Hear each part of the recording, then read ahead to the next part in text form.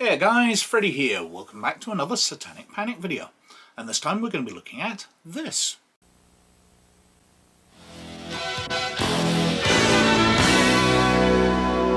So this is Fire by Night, which was a Christian variety show broadcast from 1986 to 1992. Now when I say broadcast, it was actually released on VHS, and it was designed to be kind of like Saturday Night Live, in that most of it's on stage with inset comedy acts, some series of information like the bit we're going to see about Dungeons and Dragons, and music performances, sketches, that kind of thing. So much so that at the beginning they used to say, live from VHS, it's Fire by Night. Now, as a variety show, this is quite fun. I can imagine if I was a young kid, people putting this on, and even though it's a bit overly preachy in the sketches having a lesson about Christianity, I think it'd be quite fun to watch, especially as the music guest in this particular episode, and it looks like in quite a lot of episodes, was Carmen. Now, if you're not aware of him, he was a music performer. He sadly passed away a couple of years ago, but he did lots and lots of Christian music, including the wonderful Satan Bites the Dust, where in the video he's a cowboy sheriff type character gunning down Satan and the various problems of the world, including he shoots down alcoholism. I think if we all knew addiction could have been dealt with by gunning it down with a magic gun, we'd have dealt with it years ago. But a fabulous and hilarious video. Very, very funny. He did lots and lots of other stuff as well, including one which minorly touches on Dungeons and Dragons, but it's only for seconds, so I'll not be covering that. But the show itself is quite funny. It's quite entertaining, but it's the informational section. Now, this particular bit is from a special they released in 1990 called Satanism Unmasked, which, if you go on their IMDb page, this is their Dungeons & Dragons special. Unfortunately, out of the 3 episodes that made this up, and each one lasts 50 minutes, nearly 3 hours, including time for adverts, I guess, if it was being broadcast, there is only 7 minutes of footage about Dungeons & Dragons, so I've cut it down to only that. Another media tool that has triggered incredible interest in occult and satanic activity have been games. Games like the Ouija board. By the way, the Ouija board in 1967 replaced Monopoly as the most popular and the most sold game board in America. Another game more recently that has become incredibly accepted by young people is a game that is very deadly. It's called Dungeons and Dragons. And a rather good start there, because he admits that the Ouija board was created as a game, for commercial purposes. It was never created as a tool for Satanism. It was supposed to be something fun to do with your friends. And it has no backing going back centuries or anything. It's a very modern creation. So, thumbs up for them actually getting that accurate. And Dragon Magazine has here a picture on the cover of something that I think is so fascinating. You have here a witch. And obviously a satanic witch, because they're showing here the Baphomet, the 2-pointed star within the red circle. A 2-pointed star. I think what she means is Baphomet being the 2-horned goat demon, which appears within a pentacle, so a 5-pointed star. But we shall see as we go on, because I'll actually show you the cover in a second. On the side is an offering of something red. For all the world, I would be willing to guess that's blood. Now I'll put up this image from the cover of Dragon Magazine in front of my lovely face here. It's quite a nice image. It's not the best cover they ever did. It's not up to the standards of Larry Elmore or some of the absolutely brilliant artists. But it's a nice detailed picture. And she's going into a number of the details. You can make out that there is the familiar spirit there, the frog. There's the magical symbols in her grimoire in the background. A very, very nice picture. Very well researched. But it's just a picture of a witch. What's the point she's getting on about? She has her familiar, a toad there. She has summoned up a demon, and yet you notice she's very safely within her own protective circle here. She has her grimoire, her book of spells, which she's been consulting, all her paraphernalia, her black candles on the 5 points of the star, okay? Typical in satanic ritual. So the kids are learning the basics. Well, at least she corrects herself that it's a 5-pointed star. She did correct that towards the end there. But the idea that kids are learning witchcraft from the cover image, even if it is a fantastically detailed and well thought out cover image, of one issue of Dragon magazine out of the many hundreds which were published even by that point in time. She's not delving into the contents of the magazine to find any problems there. She's not finding problems with Dungeons & Dragons itself. She's finding problems with a cover image. And let's be honest, if a Christian story had a witch in it, it might have a painting of a witch on the cover. So why that's a danger, I don't know. And I tell you what, after my own experience and stuff with the group, I definitely, unequivocally, wholeheartedly, and indubitably agree. D&D is morally deficient, it's spiritually corrupt, it is educationally evil, because it teaches evil, and it is potentially dangerous. And the road to the ideals it represents leads to destruction, and that's the only place they lead. I should know. So that's Sean Sellers there. And he is a multiple murderer who was put to death in 1999. He killed his parents, his mum and his stepfather, and he killed the clerk in a shop who'd refused to sell him drink, shooting them all. And after he was arrested, he blamed it on Satanism, he blamed it on Dungeons & Dragons, and when he was put to death in 1999, his argument then was he actually had mental illness and wasn't responsible for his actions through multiple personality syndrome. So this guy came up with every excuse he could find to excuse his actions and try and get away with the death sentence he was going to get. I don't put any weight in his words at all. And I don't know why Christians are always so keen to grab onto somebody who did a terrible act and go, oh, we believe every word he says. He's a proven criminal, he's a proven murderer. Why wouldn't he be a proven liar? Spotlight interview features Cline Taylor, who was 10 years old when his cousins introduced him to a game, Dungeons & Dragons. In the 8th grade, he started drinking and doing drugs, and it was during that time that he met a friend, Snake, who introduced him to Satanism. He joined a satanic group known as the Sons of Satan. The group had grown in size to nearly 1,500 people, some as young as 11 years old. So this guy's talking about his coven of Satanists that he belonged to, some of which were 11 years old. So there's a bunch of preteen Satanists out there doing evil acts.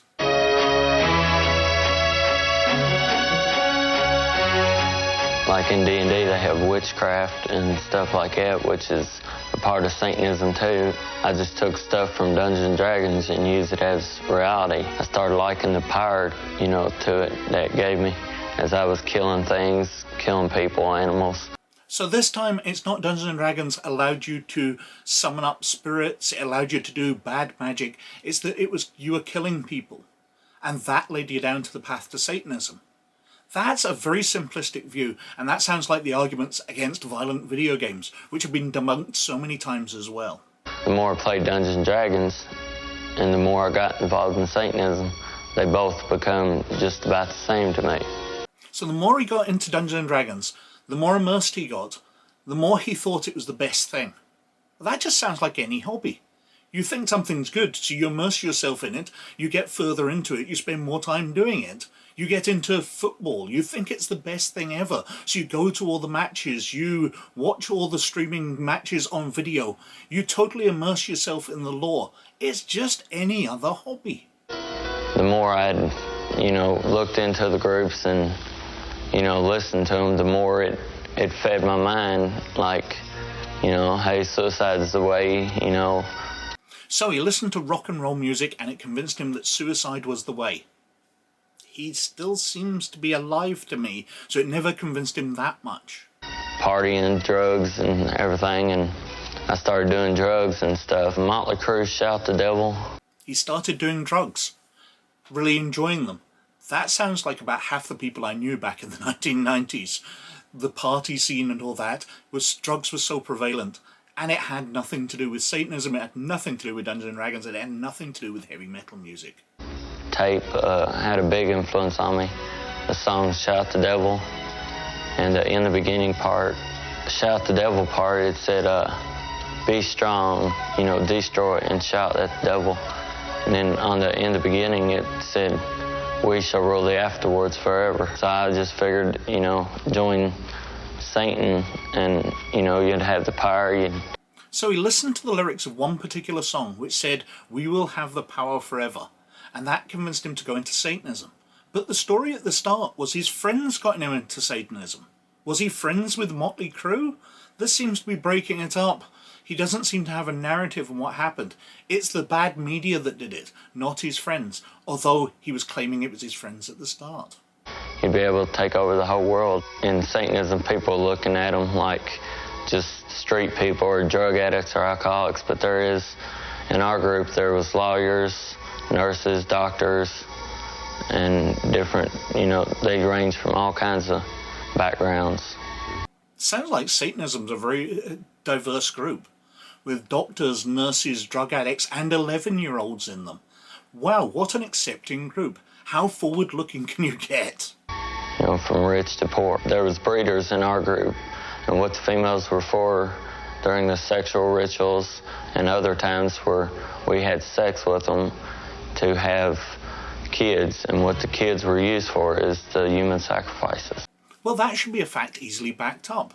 We should just be able to look at his hometown. We should be able to look at youth deaths. Children that were born and then rapidly died afterwards. Children who died at a very young age because they were being sacrificed by these Satanists. It should show a visible blip on the figures compared to all the areas where there aren't Satanists. Really easy to check up on this. Give us some facts, please. In our group there was babies, and they ranged from teenagers, babies, and older ones, but more of it was the babies. And all these murdered children and babies should have left bodies. There should be a massive spike in the amount of murders as well. Show us the figures, please. Facts and figures. Prove your point. If you refuse to do something, they would, in our group, they would sacrifice you. So now there's adults getting sacrificed as well. Where are the bodies? There should be bones left. There should be missing people. There should be some kind of evidence of all these deaths and murders somewhere. Please show us facts and figures. Prove your point. In Satanism, the more rank you get, what they call rank in there, the more bloodthirsty you get and the more death-related you get. If you refuse to do it, even though you knew it was wrong, and they asked you to do it or told you to do it, that you would die. That was the only way to... You're saying a lot, my friend, but you're not providing any evidence of your things. Please provide evidence. That was considered a sin for you not to obey them. To me, there is no way out besides Jesus Christ. I mean, you may be out as in not going to the meetings and stuff like that, but your mind and spirit's still in it, unless you go through Jesus Christ. And so a fairly typical Christian drive there. You need to join our side because we're the only way away from Satan. There's this big scary thing, you need to join our side. It just sounds like a recruitment drive. As you can see, I'm standing in front of ISIS bookstore here in Denver. And there's a bookstore name that hasn't aged particularly well, coming across like the Islamic State bookstore these days. But I wonder if it still exists. It's a store that carries all kinds of magic and occult items, everything from how to conduct a witchcraft ritual to coven meetings, books on everything you'd need, crystals, astrology, tarot cards, everything for occult practices. And this lends to a lot of the fascination that young people have with Satanism and the occult. They're able to get their hands on books like I've got in my hand here. We got this in this bookstore. It's called the Satanic Bible by Anton LaVey. Whoa, so this mystical bookstore has access to a book that you can probably pick up in any bookstore. You can definitely get it on Amazon. Satan Wants You. Another one, Necronomicon, which is a book that deals with magic and the occult. And the Necronomicon, which he pronounces rather oddly. But he doesn't give us a chance to see the cover. I'm wondering if this is a book professing to be the real Necronomicon out of the works of H.P. Lovecraft, itself works of fiction, or whether it's one of the many novels which is based on calling itself after that book. They got the Ouija board in there, so there's just about everything in there. The only thing we couldn't find was Dungeons and Dragons, but you could go down to any mall, find any one of your national chain bookstores and get that. And so in their special about Dungeons and Dragons, they can't even find a copy in their mystical bookshop. They should have just tried the local game store. Dungeons and Dragons is one of over 300 fantasy role-playing games on the market today. 300 fantasy role-playing games by 1990. I suppose it's possible, but that seems like a stretch. I wonder if he's counting all the numbers of supplements, or whether he's counting all different role-playing games. I'm really quite curious as to where they got that number from. At least 4 million players have accepted the invitation to enter into the fantasy dream world of sorcery, swords, and demons. Now that 4 million figure sounds very, very familiar. It's almost as if it's the exact same figure that Bothered About Dungeons & Dragons was quoting some 6 years previous. We'll have to see if they use other information from that as we go along. Well, actually, the figure by the National Coalition on Television Violence is documented more than 125 cases. And that's a familiar face. That's Bob Larson, who we've covered recently because he's still making YouTube shorts about the dangers of Dungeons & Dragons. Nice to know that after 25 years, at least he's being consistent. But he talks there about the Coalition Against Television Violence, which was the exact same people who ran Bothered About Dungeons & Dragons. So we see we are getting all those figures from exactly the same place once again, even though they were debunked at least half a decade earlier. Of either suicide or murder directly attributable to Dungeons & Dragons. And so we get back to this old figure that we've seen so many times before, 125 cases of murder and suicide connected to Dungeons & Dragons. Now, Bothered About Dungeons & Dragons has spoken about this for a long, long time. And going back to their facts and figures, we see that they gathered this over 4 years. So, even statistically speaking, 4 million people over 4 years should have many thousands of deaths and suicides. So it makes Dungeons & Dragons actually look like it's making you a lot less likely to kill people or commit suicide. But even when we go through the names on that list, as I have done in previous videos, we discover that there were other underlying causes, that the reasons were very obliquely connected, that the person had played it once and things like that, where there really isn't any connection. Even in the case of Sean Sellers, who put down that he had done his act because of Dungeons & Dragons, because of Satanism, the court looked at those things and threw them out. They were not seen as any kind of defense. They were not seen as being connected to his actions in any way. So even when they've got that information, they can't prove anything. There's no connections there. In Dungeons & Dragons, what you do is to create a fantasized universe of the mind in which expediency to achieve your goal is more important than any kind of moral frame of reference to your actions. Which is a total lie, especially when this video is released, because alignment is a thing. A moral framework is something you have to apply to your character. And if you are playing a lawful good character, or even just a generally good character, if you break those rules, if you commit murder for no reason, then you're going to be punished for it. Even if you're not caught, your character managed to get away with the crime, then they are doing an alignment violation, and they are being reset to the start of the last level. They have a big punishment, lose lots of experience. So the game rules themselves punish you for doing acts which aren't moral if you're playing a moral character. It's a total lie what he's saying. And so for some kids, generally they're very intelligent and they're very imaginative, when they do this, some of them can slip over the edge. I do find it weird how in all of these videos, they always find it necessary to complement our intelligence and our imagination when talking about role players. But I think this is because they're addressing the parents of kids who are playing Dungeons & Dragons. The parents will be like, no, that can't be my kid because they're too clever, they're too imaginative, they're just having fun. No, they can be that. You can think the world of your kid, you can think they're smart as anything, but there's still a danger there. I think that's the underlying psychology behind the fact that they compliment us every single video. It's kind of like it's a training primer. It's as they play the game, they are learning to function by all the rules that are wrong. For something that's supposed to be saying how scary Dungeons & Dragons is, they're speaking on a very metaphorical level here. Because they're not bringing up facts, they're not bringing out rulebooks and going, look, there's demons in it, be scared. There's magic spells in here which do this, that, and the next thing. As so many other videos have in the past. In this one, they're just going, yeah, it's bad. Without offering any kind of reasons why it might be bad. D&D is morally deficient, it's spiritually corrupt, It is educationally evil, because it teaches evil, and it is potentially dangerous. And the road to the ideals it represents leads to destruction, and that's the only place they lead. I should know. And so we end with Sean Sellers repeating those lines about all the bad things he believes about Dungeons & Dragons. But once again, I have to comment on how readily the Christians are willing to accept that he's converted to Christianity, he's been forgiven for his sins, and he's going to be going to heaven. And they want to feature him in their videos because he's an ally. But all I can think of is that you should probably judge somebody, at least partially, on the quality of their actions, and his actions were quite terrible, but also on the quality of their friends and allies. So if you're allying yourself with a murderer, then I'm not going to think very highly of you at all. Get better quality friends. But anyway, as usual, I think I've been wittering on for quite long enough. So thank you very much for watching. As always, most of all, you look after yourselves, and I'll catch you later. Bye now.